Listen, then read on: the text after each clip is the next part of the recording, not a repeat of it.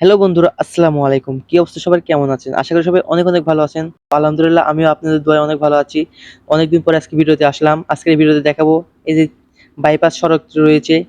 আমি রয়েছি কুষ্টিয়া বাইপাস সড়ক তীরমোহনী। এখান থেকেই আজকে আপনাদের পরবর্তীতে যাবে এনএস রোড। এনএস রোডে আমি যে ভিডিওটি শেষ করব। তো এখন রয়েছে আমি তীরমোহনী বাইপাস সড়কটি পার হয়ে চলে আসলাম। এইটা হলো তীরমোহনী বাজার। এই তীরমোহনী বাজারটাও কিন্তু অনেক সুন্দর, যা আমি ওয়াইড অ্যাঙ্গেলের কারণে সুন্দর করে দেখাতে পারি নাই। এজন্য দুঃখিত। অবশ্যই পরবর্তী কোনো এক ভিডিওতে সুন্দর করে দেখানোর চেষ্টা করব। আমার সামনেই যেই লোকালয়টি আসছে, এটা হলো মঙ্গলবাড়িয়া বাজার। এই মঙ্গলবাড়িয়া বাজারটাও কিন্তু অনেক ব্যস্ততম একটি বাজার, যা আয়তনে ছোট একটি বাজার। তো মঙ্গলবাড়িয়া বাজার পেরিয়ে এখন চলেছি কুষ্টিয়া শহরের মধ্যে। অবশ্যই দেখুন সামনে যে বিল্ডিংটি দেখা যাচ্ছে, এই বিল্ডিংটি 10 তলা একটি বিল্ডিং। এটা হলো আবাসিক ভবন। এখানে আপনারা সেখানে বাসা ভাড়া করে থাকতে পারবেন। এই পাশটাতে যেগুলা বিল্ডিং দেখা যাচ্ছে, প্রায় বিল্ডিং এ আবাসিক ভবন সবগুলা। তো এই বিল্ডিং গুলার জন্য আরো কুষ্টিয়া শহর অনেক আধুনিক হয়ে উঠেছে। এবং আজকে আমি শুধু এই এনএস রোডের যেই বকচক্র এবং থানার মোড় রয়েছে সেই পর্যন্ত যাব। এর মধ্যে হয়তো কুষ্টিয়ার সৌন্দর্যটি তুলে ধরতে পারবো না, কারণ আমি অলিতে গলিতে যাচ্ছি না। তো অবশ্যই ইনশাল্লাহ একদিন বেঁচে থাকলে আপনাদের সবকিছু দেখাবো কুষ্টিয়ার অলিগলি। এটা পেরিয়েই চলে যাব মজ্জমপুর গেটে।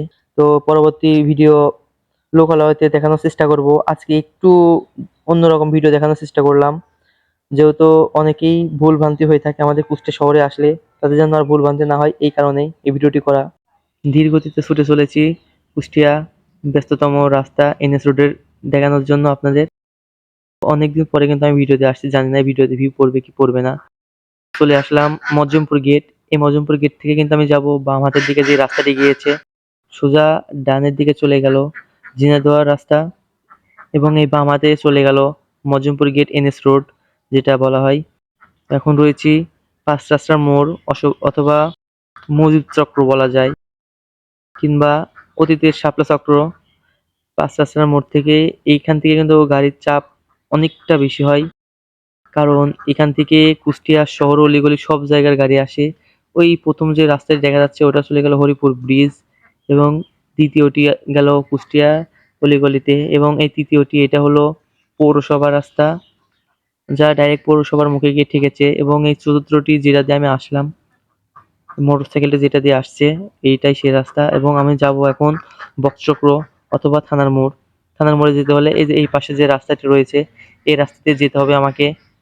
আর এখানে দেখুন যেই মুক্তিটা রয়েছে এখানে, এবারের সংগ্রাম আমাদের মুক্তির সংগ্রাম, স্বাধীনতার সংগ্রাম, জয় বাংলা।